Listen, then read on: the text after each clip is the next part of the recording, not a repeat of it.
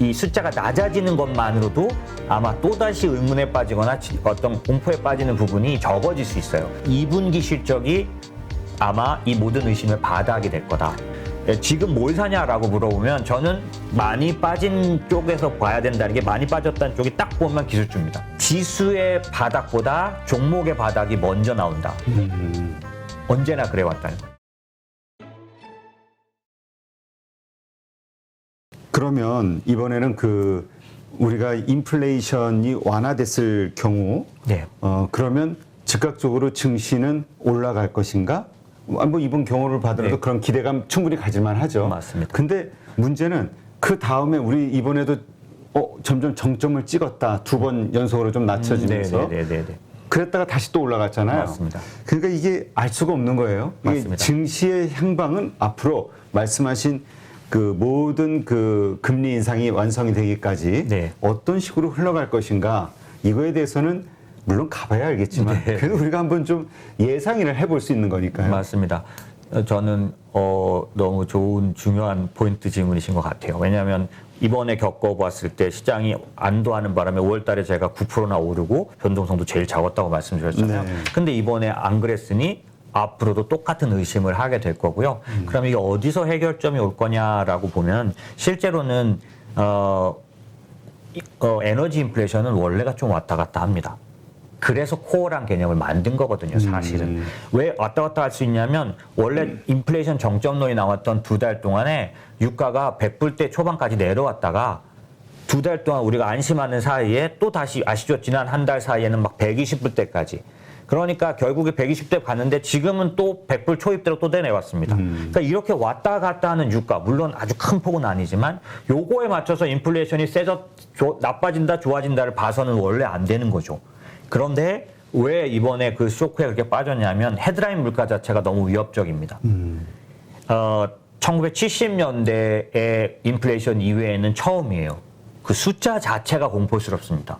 8.6이라는 것은. 그렇기 때문에 사실상 이 숫자 자체가 주는 공포감을 없애는 이 숫자가 낮아지는 것만으로도 아마 또다시 의문에 빠지거나 어떤 공포에 빠지는 부분이 적어질 수 있어요. 그걸 저희가 어떻게 할 수 있냐면 사실 전 요번에 CPI 발표 났을 때 조금 의아했습니다. 왜냐하면 코어는 안정적으로 3달째 또 혹은 노동부 발표로도 2달째 낮아졌는데 아무도 그 얘기를 하지 않습니다. 그리고 또 하나는 뭐냐면 기본적으로 그 코어 인플레이션 안에 있는 여러 요인들이 변하고 있음에도 불구하고 아무도 그거에 대해서 그 관심을 안 갖더라고요. 근데 제롬 파월의 기자회견에서 저는 그걸 딱 알았습니다. 왜냐하면 그 FMC 발표하는 날 발표하고 나서 2시에 기자회견을 하는데요. 첫 번째 질문이 그거였거든요. 왜 50bp 한다 그랬다가 75bp 해버렸냐. 그렇죠. 왜냐하면 보통 시장에 이렇게 하기 전에 내가 시그널을 줄게 얘기를 했지만 맞습니다. 얘기를 안 하고 갑자기 그냥 된 거 아니에요? 예, 누가 봐도 욕먹을 짓이죠. 왜 그랬냐고 기자가 첫 번째 물어봤을 때 제롬 파월이 뭐라 그랬냐면 기대 인플레이션이 우리가 생각했던 것보다 빠르게 움직였기 때문에 두고 볼 수 없었다. 근데 실제로 같은 날 인플레이션 발표된 날 기대 인플레이션 5년짜리가 3%대로 올라가 버렸거든요. 연준이 누누이 얘기해 왔는데 기대 인플레이션이 더 중요하다. 저는 오랫동안 이쪽을 봐왔는데 기대 인플레이션은 어떤 거냐면 사람들의 마음속에 심어진 인플레이션에 대한 생각이기 때문에 한 번 심어지고 나면 다시 뺏어올 방법이 없습니다.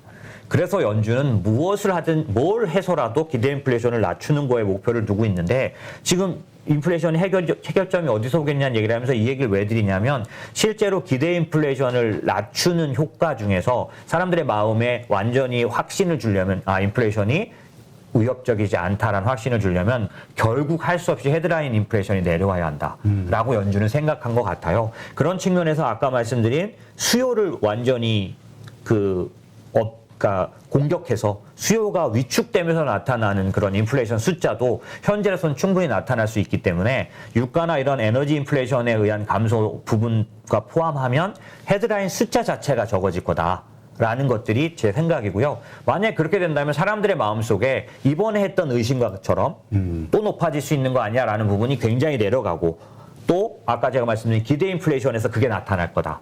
사람들의 마음에 완전히 이제는 그렇게 위협적으로 우리를 사로잡는 인플레이션이 아니라는 것들을 알게 되지 않겠느냐라고 생각이 들고요. 말씀 주신 것처럼 그런 것들이 다 증명이 되려면 7월 달에 나오기는 어렵다. 8월 정도 가야지만 될 수 있는데 그런 숫자들이 발표가 된다면 말씀 주신 것처럼 시장에서는 인플레이션의 망령 이 부분이 좀 해결이 되지 않겠느냐. 정상적으로 코어나 실제적인 인플레이션을 좀 따지지 않겠냐라고 저는 생각하는 거죠. 그렇군요. 그렇다면 그 증시의 방향 그러면 이번에 한번 좀 당했으니까 예를 들어서 다음 달 CPI 지수가 좀 좋게 나온다 하더라도 믿지 않겠죠. 예. 좀 믿기가 어려울 것 같아요. 만약에 상승이 된다 그러면 일단 좀 팔고 볼 것 같은 느낌이 맞습니다. 들거든요. 네. 그러니까 앞으로 증시는 점점 더 어려워질까요? 아니면 지금 이미 바닥이라든가 이미 아주 과격한 그 변동성 이미 끝난 거라고 봐야 될까요? 75b가 지금 7월 달에도 75b가 거의 90%가 넘습니다. 시장 월가는 뭐 거의 그렇게 받아들이고 있는 이유가 뭐냐면 이 인플레이션을 GDP 나우처럼 인플레이션을 실시간으로 보여주는 데가 클리브랜드 연은이거든요. 클리브랜드 연은의 인플레이션을 보면 기본적으로 7월 달에 발표되는 7월 10일에 발표되는 6월 달 인플레이션도 낮아지기 쉽지 않습니다. 왜냐하면 지금 저희가 기억하고 있는 지나간 한 달 동안의 유가가 반영되거든요. 그렇다 보니까 7월 달에 FMC가 발표될 때까지는 숫자를 확인하기란 불가능할 걸로 보여져서 7월 달에는 75bp가 그냥 저한테 의견을 물어보셔도 75bp 할 겁니다라고 저도 보고 있거든요. 그렇다면 여전히 75bp를 올리는데 시장이 그거에 대해서 안심할 수는 없을 테니 제가 생각하기엔 시장은 여전히 변동성도 크고 의심도 계속 나타날 거고 이번에는 내러티브가 침체 공포로 바뀌었기 때문에 사실 그 사이에 이제 시장은 어닝에 집중하게 될 거예요. 이제 비로소 후행적으로 인플레이션이 준 영향을 받은 기업들의 실적이 어떻게 될 건지 요거까지 지나가야 시장이 충분히 떨어졌고 그 다음에 인플레이션 반영도 기업들이 했는데 어느 정도는 건강하다 이 확인을 할 수 있기 때문에 전체적으로 월가도 마찬가지 2분기 실적이 아마 이 모든 의심을 바닥이 될 거다. 2분기 실적이 이제 그 보통 이제 애널리스트들의 컨센서스보다 높이 잘 나오면 그때는 이제 확 반등하는 계기가 될 것이다. 그렇죠. 만약에 안 나오면 사실은 아주 의심의 눈길로 바라보는 건데 모두가 부정적입니다. 현재. 그렇죠. 그러니까 요즘 막 실적 다들 낮추더라고요. 뭐 어디지? 애플도 그렇고 뭐 맞습니다. 예. 원래 요즘 최근에 월가에서 들어오는 뉴스들을 보면 그런 부분이 심심치 않게 나오는데 애널리스트들에 대해서 불신하는. 왜냐면 한국도 그런데 미국도 아마 같은 뭐라 그럴까 패턴인 것 같더라고요. 다 미리 예상해서 경고를 주는 게 아니라 이미 다 당하고 만신창이가 됐는데 약 올리듯이 이런 거야. 딱 그때 가서 내놓으니까 목표 주가도 낮추고. 저도 그런 경험을 했는데 사실 애널리스트들이 예측하기가 쉽지 않아서 회사가 주는 의견을 그대로 받아들이다 보니 그런 부분이 있고요. 제가 애널리스트를 어떻다는 얘기를 여기를 할 필요는 없고 다만 지금 시장은 어떻게 보고 있냐면 모두가 눈을 동그랗게 뜨고 안 좋을 게 뻔한데 얼마나 안 좋냐라고 보는 건데 지금 현재 12개월 포워드 EPS 발표 난 걸 보면 생각보다 상당히 좋은 편입니다. 그러게요. 국내도 나쁘지 않다고 지금까지는 그런 얘기를 하더라고요. 그 담당 애널리스트가. 네, 그렇기 때문에 월가 내에서도 지금 그거는 아마 상당 부분 조정될 거다. 애널리스트의 행태를 봤을 때 막 공격하는 글이 많습니다. 그들은 결국 그 모든 게 다 깨져야 아마 그 실적을 쭉 줄이는 그런 행동을 하기 때문에 이렇게 말하는데 사실 그게 사실이라고 생각은 안 하지만 그런 면에서 보면 이번에 2분기 어닝은 그러니까 지금으로 제가 보기엔 이번 시장에서 마지막 전투가 될 것 같아요. 어닝이 발표되는 그 시기가. 그때 만약에 생각보다 좋으면 그때가 이제 바닥 확인이 되고 상승하는 시작점이 될 것이고. 네. 반대일 경우에는 오히려 더 내려가는. 네. 제가 생각하기에는 생각보다 안 좋을 건 분명히 맞고요. 다만 그 정도가 이번에 1분기 때도 만만치 않게 모두가 노려보고 있었거든요. 그런데 아시다시피 어떤 갭이라든지 여러 가지 그런 소매들은 그냥 발표하면서 폭락도 했지만 의외로 너무 잘 나와서 꿋꿋하게 버티고 반대로 간 기업들도 상당히 많았거든요. 같은 업종인데도 두 개가 다르게 움직였기 때문에 그런 것들이 2분기에도 나타나 준다면 이건 생각보다 선방한 겁니다. 그러니까 나쁜 데가 없고 좋은 데만 있어야 전혀 아니고 그게 아니라 생각보다 잘한 데들이 간간히 섞여 있는 것 자체가 마구잡이로 내려오는 그게 아니구나. 모든 기업이 좋아서가 아니라 네. 어떤 대표적인 몇몇 기업들의 실적만 좋게 나와줘도 전체 시장이 좀 좋아질 것이다. 예, 맞습니다. 왜냐하면 이미 지금부터 어닝까지 가는 사이에 침체 공포는 최대한 반영을 하면서 갈 겁니다. 벌써 2, 3일 사이에 저한테 들어온 뭐 그 여러 가지 데이터들이 이미 침체를 뭐 예를 들면 그 ISM 지수에서 하는 거는 안 나왔지만 S&P 글로벌에서 나온 그 제조업 지수는 나왔거든요. 그냥 거의 50에 붙었어요. 뭐 그냥 모든 것들이 지금 침체를 말하고 있기 때문에 이 정도 상황이다 보면은 기본적으로 실적이 나올 때는 뭐 침체가 정당시되는 상황일 테니 아마 어닝 자체가 기본적으로 아주 긴장된 상황일 거고, 여기서 아까 제가 말씀드린 대로 생각보다 이 생각이라는 건 원래 보통 말하는 그런 애널리스트들의 기대 말고요. 실제로 우리가 더 나빠질 거라고 봤던 것보다 어느 정도만 유지되면 전체적으로 보면 올해 이제 낙관적으로, 그러니까 긍정적으로 보는 사람들은 올해 2분기 어닝이 바닥이 되면 된다라고 보는 거거든요. 그래서 그런 측면에서는 그 모든 그런 그 생각의 충돌이 그 시점에서 일어날 걸로 보여지는 거죠. 그렇다면 지금 시점에서 많이 빠졌으니까 요즘 되게 급락이 됐잖아요. 그러니까 지금 시점에서 사볼까 하는 분들도 있고요. 네네. 그렇단 말이죠. 네. 그러면 지금 아직은 매수하지 말자 이렇게 봐야 될까요? 우선은 그러니까 당연히 비겁한 소리가 되는데요. 인플레이션의 성격이 유가가 그러니까 헤드라인이 해결됐다고 해서 바로 믿을 수 없다는 얘기를 저희가 지금 계속 나눴지 않습니까? 그러다 보니까 뭘 하나 딱 보고 이걸 보면 사도 되는 거다. 이렇게 할 수 없는 성향의 그런 상황인 거는 분명히 맞고, 그걸 전제로 해서 봤을 때는 만약에 밸류에이션으로 본다면 현재 상황은 어떤 상황이냐면 S&P 기준으로 그 15배까지 내려와 있는 상황인데, 그러니까 16배 아주 초입이고 곧 15배를 바라보는 상황인데, 요 15배라는 건 어떤 상황이냐면 10년 전 보다도 낮은 거고, 15배의 S&P가 머물렀던 적은 지금까지 그냥 쭉 봤을 때 과거 지수로 다 돌아가도 아주 잠깐밖에 없었어요. 15배를 내려가면 바로 올라왔었죠. 그러니까 밸류에이션의 그런 걸로만 봐도 지금은 사기 시작해도 된다라는 그런 의견들이 많은 건 그런 면에서 나오는 거고요. 그래서 그런 면에서 저는 어떤 쪽을 따르는 쪽이냐면 지수의 바닥보다 종목의 바닥이 먼저 나온다. 언제나 그래왔다는 거죠. 그러니까 나스닥 지수가 34% 빠졌지만 종목은 이미 50%, 60% 빠져 있거든요. 그렇죠. 기술주들은 뭐 70%, 80% 빠져. 아니 넷플릭스가 뭐 그렇게 빠져버렸으니 그렇죠. 뭐. 그런데 지금까지 여러 사례들을 보면 진짜로 지수적인 반등이 나온 그 시점 이전에 6개월 전에 종목 바닥이 나왔었거든요. 그래서 현재는 지금 매수해도 됩니까? 라고 말하는 분에게 지수 기준으로 바라보시면 아까 제가 말씀드린 마지막 2분기 어닝의 전쟁이 남아있고 침체 내러티브가 아직 향후 한 달 정도는 지배할 것 같고, 하지만 저는 여러 가지 면에서 봤을 때 종목 바닥은 나왔다라고 보니까 종목들로는 충분히 접근해 갈 수 있는 상황이라고 말씀드릴 수 있죠. 그 얘기는 이제까지 왜 종목들도 이 어려운 장에서도 잘 버틴 주식들이 있단 말이죠. 그렇죠. 그리고 정말 많이 빠진 네. 주식들. 그럼 지금 시점에서는 이 많이 빠진 주식을 네. 선택해야 된다. 이 말씀으로 저는 그렇게 생각하는데 지금 사도 된다고 하는 사람들의 생각은 조금씩 다를 수 있는데요. 저는 지금 뭘 사냐라고 물어보면 저는 많이 빠진 쪽에서 봐야 된다는 게, 많이 빠졌다는 쪽이 딱 보면 기술주입니다.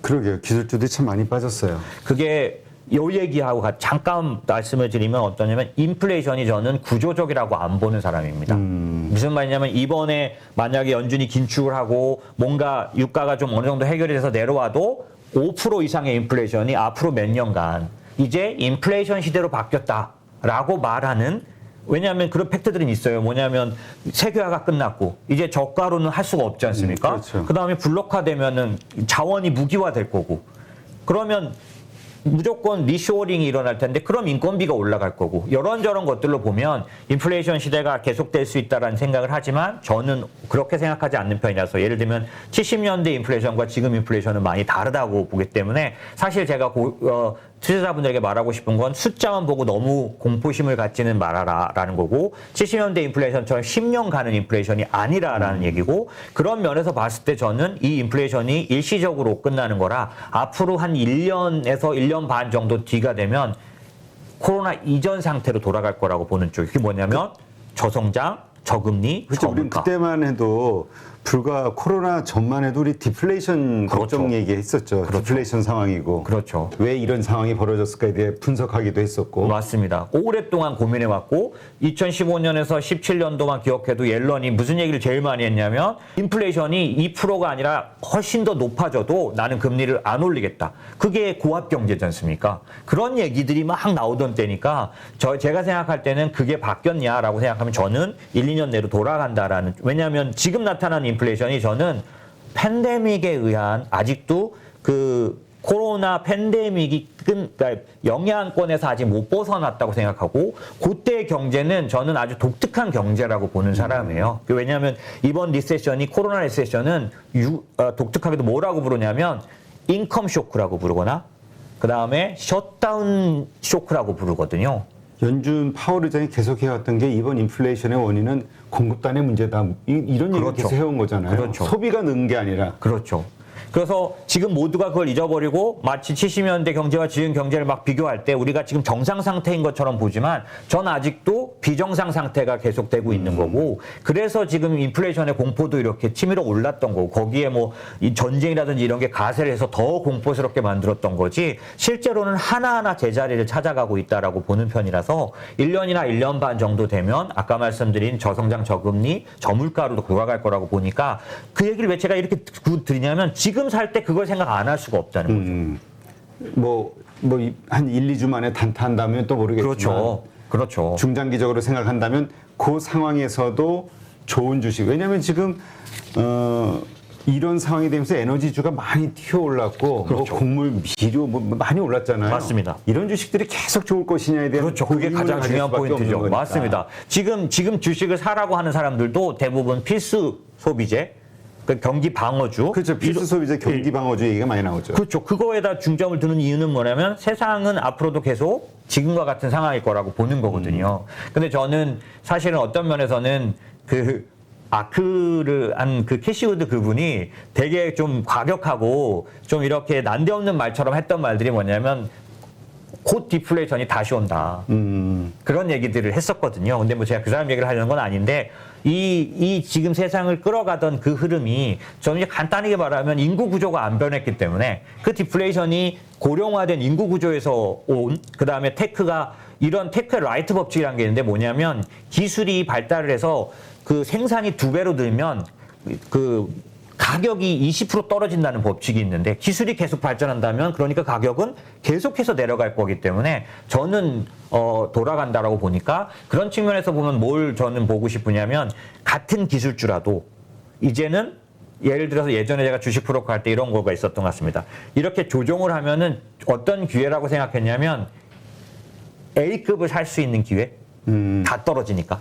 그렇죠. 그러니까 예. 우리 종목가리 다 갈아타기 이런 표현 많이 쓰잖아요. 그렇죠. 그런 면에서 사실은 지금은 기술주라고 해서 그냥 버릴 게 아니라 기술주 중에서도 정말 여러 가지 면에서 여타 안정적인 부분들을 갖고 있는 것. 그래서 빅텍을 바라보시는 분도 계시겠지만 사실 낙폭으로 보면은 빅텍도 만만치 않게 빠졌으니 매력적인 거 분명히 맞다고 저는 보는데 그 외에 저 같은 경우는 소프트웨어 업종을 굉장히 자세히 보고 있어요. 왜냐하면 요번에 금리가 올라간다는 것 때문에 한꺼번에 폭락에 뭔가 포함됐지만 앞으로를 보면 그 가능성이나 이런 면들도 굉장히 큰 데이면서 현재 이미 자리 잡고 있는 여러 가지 조건들이 굉장히 좋은 그런 상황인데 같이 빠졌기 때문에 평균적으로 45%에서 50%씩 빠져 있으니까요. 그런 것들을 노려보고 할 수 있다면 저는 그게 좋다라고 생각하는 쪽이죠. 그런 것들로 구체적으로 뭐 있다면 어떤 것들이 있을까요? 예를 들면 그 종목으로는 그러니까 좀 이렇게 지금 그러니까 그런 이 뭐라 그럴까요? 그러니까 중장기적인 관점에서 네네. 지금의 이 특수한 상황이 끝나고 네. 다시 코로나 이전에 그 디플레이션 경제가 왔을 때 네네. 상황이 왔을 때 계속해서 좋을 수 있는 주식이라고 이해를 해야 되겠죠? 그렇죠. 네. 그런 현재- 주식으로 본다면 네.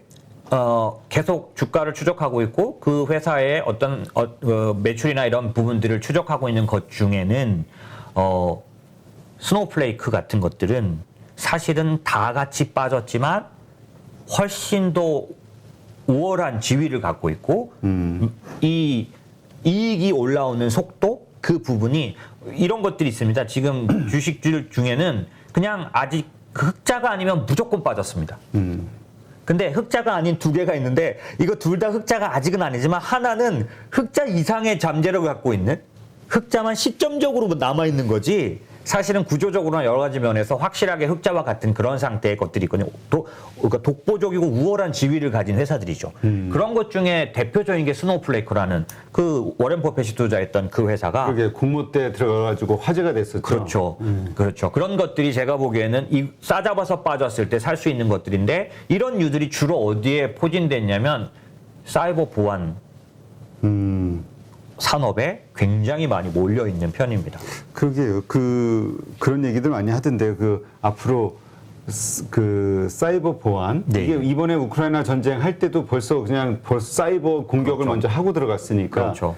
그리고 이제 클라우드 세상이 점점 돼가니까 그렇죠. 사이버 보안과 관련해서는 이게 되게 수요가 커질 수밖에 없다는 산업의 트렌드 분석하시는 분들의 이야기는 있죠. 네, 그게 요번에 이런 상처를 받으면서 1월, 2월, 3월, 4월 뭐 계속 모든 저희가 말했던 것도 막 틀려서 시점도 틀리고 지적도 틀렸는데 그렇게 저렇게 다 깎여 나간 거를 빼고 나도 여전히 강력한 성장 모멘텀을 갖고 있고 이런 산업들이 몇 개 있는데요. 그 중에서 지금 말씀드린 것처럼 사이버 보안 쪽 같은 경우에는 아까 정확하게 보신 거죠. 클라우드 관련해서는 요즘 최근에 발표하는 모든 기업들이 클라우드 컴퓨팅 관련해서는 실적이 다 좋게 요번에 아마존도 뭐 마이크로소프트도 그 가이던스가 낮아서 하락하는 그 국면에서도 클라우드 사업 관련해서는 서프라이즈였고 좋았던 거라서 이 클라우드 사업과 관련된 소프트웨어 업종, 그다음에 말씀드린 그거와 관련된 사이버 보안 업종 이런 것들 안에서 뭐 아까 제가 말씀드린 스노우플레이크도 그런 면에 있지만은 사이버 보안 중에서도 포티넷이라든지 클라우드 스트라이크라든지 이런 회사들은 이 어느 정도는 정말 충분히 이 시장의 어려움들을 다 감안하고도 충분히 싸진 가격에 있기 때문에 이렇게 종목 관련해서 접근을 할 때는 이런 것들은 살아갈 수 있다. 이렇게 보는 쪽이죠. 네, 그렇군요. 그러면 그 이전에 그렇게 우리가 가장 많이 기대를 했었던 메타버스, 네네네. 메타버스와 관련된 그런 어떤 이야기들이 있었잖아요. 그래서 유니티라든가 로블록스라든가 엄청난 기대를 줬던 네네. 이런 것들은 말씀하신 그 다시 디플레이션 경제가 왔을 때에는 어려워지는 산업이라고 봐야 되나요? 사실 그렇지 않고 사실 디플레이션 시대라는 시대가 오면 성장이 희소해지는 시대거든요. 그렇죠. 네, 사실 늘 말씀드리지만 아직도 구경제와 신경제는 같이 진행되는 시대이기 때문에 제롬 파월이나 연준이 왜 이번에 침체가 잠깐 나타나거나 혹은 침체가 우려가 될 때 빠르게 행동할 수밖에 없냐면 아직도 구경제가 50%가 넘습니다. 이 구경제는 50%밖에 안 되지만 그 안에 있는 그 종업원 숫자는 3분의 2조 전체의 거의 대부분 구경제에서 지금 그 고용이 이루어져 있기 때문에 구경제가 무너지면 현재는 유지할 수 없으니까 이 구경제를 유지할 수 있는 가장 중요한 모멘텀은 금리입니다. 금리가 높아서는 도저히 이 구경제를 유지할 수 없고 무너져 버리면 사실 신경제가 충분히 살지 않았기 때문에 똑같이 원유하고 신재생 에너지하고 똑같죠. 신재생 에너지가 가야 될 길인 건 분명히 알지만 원유 쪽이 망하면 다 같이 망하는 게 되기 때문에 현재는 그런 상황인 것처럼 구경제와 신경제가 같이 있는 이런 상황에서는 어쩔 수 없이 다시 이 시장의 어려움에서 벗어났을 때 딱 직면하는 문제는 성장에 관련된 문제일 거고 그 성장의 희소성을 해결할 수 있는 쪽들은 결국 기술 기업일 가능성이 높은데 다만 유니티나 로블록스처럼 이렇게 그 수익의 모멘텀이 뒤에 있는 기업들 아직 그 메타버스 세상이 구현되기는 그렇죠. 멀었으니까. 네, 메타버스에서 당장 돈을 번다면 저는 애플이라고 보는데 AR인 거죠. XR은 지금 당장 돈을 벌 거예요, 아마. 왜냐하면 지금 애플이 올해 말에 예정돼 있는 발표들이 있는데 이 새로운 디바이스, 그러니까 그 안에서 새로운 기능들은 전부 XR 쪽에서 나올 거라서 XR 회사는 당장 돈을 벌지만 메타버스나 뭐 로블록스나 유니티 같은 그런 쪽들은 더 활성화돼야 되는데 그러려면 시간이 아마 필요하게 될 거고 지금 다 같이 떨어진 이 시점에서는 뒤에 시간을 보는 주식에 투자하는 방법은 지금 당장 사야 될 투자가 아니라 확실히 처음부터 기대 수익률도 높고 기간도 충분히 나눠서 갈 수 있는, 예를 들면 매달 사는 돈이라든지 몇 년에 걸쳐서 하는, 왜냐하면 몇 년 투자했는데 기대 수익률이 10% 20%는 아니지 않습니까? 그렇죠. 그건 충분히 높은 기대 수익률과 기간을 둘 투자는 그 로블록스나 이런 걸 해야 하지만 지금처럼 다 같이 무너져 있는 이 상황에서는 바로 반등할 수 있는, 바로 돈을 벌 수 있는, 벌고 있는 이런 쪽들의 기술에 집중해 준다면 사실은 제가 볼 때는 뭐 시간차를 두고, 제가 아까 종목 바닥이 먼저 나온다고 말씀드린 게 세상은 앞으로 한두 달 그렇게 아주 좋아 보이지는 않을 거 아닙니까? 그렇죠. 그럴 때도 종목은 더 이상 저가는 안 가는 예, 그런 모습들을 가지기만 한다면 투자하는 사람들 입장은 그런 의미가 뭔지 다 아시죠. 경험해 보셨을 겁니다. 그래서 그런 투자는 현재 가능하다라고 보는 거죠. 네, 알겠습니다. 그러니까 디플레이션 세상, 지금 우리는 전부 인플레이션 걱정만 하고 있는데 중장기 투자로 바라보는 분들의 시각으로는 지금 오히려 그 인플레이션 때문에 가격이 추락하고 있는 이 주식들을 모아나가야 될 디플레이션 경제를 생각하고, 네네네. 그러면 이 디플레이션 경제가 언제 올 것이냐? 왜냐면 우리 내년도까지도 뭐 인플레이션율이 3% 4% 뭐 이런 얘기가 있으니까 내년 말까지도 맞습니다. 네. 인플레이션이 2% 이하로 꺾여야 되는 거 아닌가요? 그게 뭐냐면 실물 지표들인데요. 사실은 금융시장은 실물시장과 같은 속도로 움직이질 않습니다. 저희가 이미 코로나 때 경험해 보신 것처럼 실물시장이 반등하기 전에 금융시장은 벌써 최소한 6개월 이상씩 먼저 움직이기 때문에 만약에 연준이 보험적 금리 인하를 하게 되면 이미 금융시장은 그 2, 3년 뒤에 오는 실물시장의 그런 디플레이션 지표들을 반영한다고 봐야겠죠. 왜냐하면 땡겨서 할인하지 않습니까? 예를 들어 금리가 19년도 예를 들어드리자면 최종 금리가 2.5였는데 3번 내려가지고 25bp 3번 내려서 0.75가 빠지고 나니까 1.5 정도 요 정도 됐는데 1.5로 내려오는 동안 많은 기술주에 대해서 밸류에이션적인 혜택이 확 주어진 거죠. 이 2.5%로 할인할 때와 1.5%로 할인할 때 사실 숫자상으로는 큰 그런 메리트가 없는 것처럼 보이지만 실제로는 더 높아질 수 있다는 위협 때문에 더 많이 빠졌었기 때문에 지금이 그런 상황이죠. 사실은 금리가 어디까지 갈지 모르겠다. 최종 금리가 4%다, 5%다, 막 이런 상황에서 그걸로 할인을 했으니 기술주가 얼마나 하락해야 될까요? 그만큼 지금 할인한 거 아닙니까? 근데 그게 3%밖에 안 간다는 사실만으로도 오를 텐데 그게 1.5가 된다면 상당 부분 반영되겠죠. 그러니까 지금 그 기술주들의 뭐라고 지금은 뭐 완전히 폭락해 있는 상황인데 그렇죠. 이 기술주들의 반격이 그때 시작이 될 것이다. 네, 다시 그러한 논리로 다시 미래 가치를 다시 그 계산을 하면서 다시 그 가격대가 될 것이다. 알겠습니다. 네, 하여튼 지금 기술주들 특히 개인들이 많이 가지고 있는 게 그런 쪽이기 때문에 미국 주식도 그렇고 한국 주식도 그렇고요. 많은 분들이 고점에 물려가지고 힘들어하시는데 버티면, 그리고 지금 말씀하신 그런 섹터, 그런 주식을 가지고 있는 분이라면 더 뭔가 위안이 되겠네요. 아, 네. 사실 요즘은 뭐든지 조심스럽습니다. 워낙 상처도 많이 받으셨고, 워낙 낭망하시고 그러시니까 제가 이런 말씀을 드릴 때, 아까 제가 처음 말씀 뭐 희망 회로를 돌리는구나, 그리고 그냥 좋은 긍정적인 기대로 말해보려고 하는구나 라고 하실 수 있는데, 오늘은 제가 설명을 못 드렸고요. 이제 제가 개인적으로 어떤 다른 부분들 설명드렸던 부분 중에 70년대 인플레이션과 지금 인플레이션을 좀 자세히 비교했습니다. 이게 앞으로 만약에 1, 2년 뒤에 인플레이션이 어느 정도 조절된 뒤에 계속적인 인플레이션이 고우 인플레이션 시대일지 아닐지를 생각해 보는 건 저희처럼 단순하게 짧은 투자만 있지 않고 장기 투자도 같이 있는 사람들에게는 매우 중요하거든요. 그래서 그런 면에서는 오늘은 제가 근거를 못 드리다 보니 아이고 저는 무슨 저런 소리를 하고 있나 하실 수도 있지만, 사실 기회가 된다면 좀 더 자세히 다룬 것들이 있으니 한번 그런 부분도 틈나실 때 보시는 것도 좋지 않을까 싶습니다. 네, 알겠습니다. 다음에는 그럼 자료와 함께. 네. 네, 이제까지 인모스트 투자자문의 장재창 대표님과 함께했습니다. 오늘 좋은 인사이트 고맙습니다. 네, 감사합니다. 누구나 1시간 안에 200개 종목에서 좋은 종목을 고를 수 있는 그런 능력을 배양할 수 있도록 제가 도와드리려고 그렇게 하고 있습니다.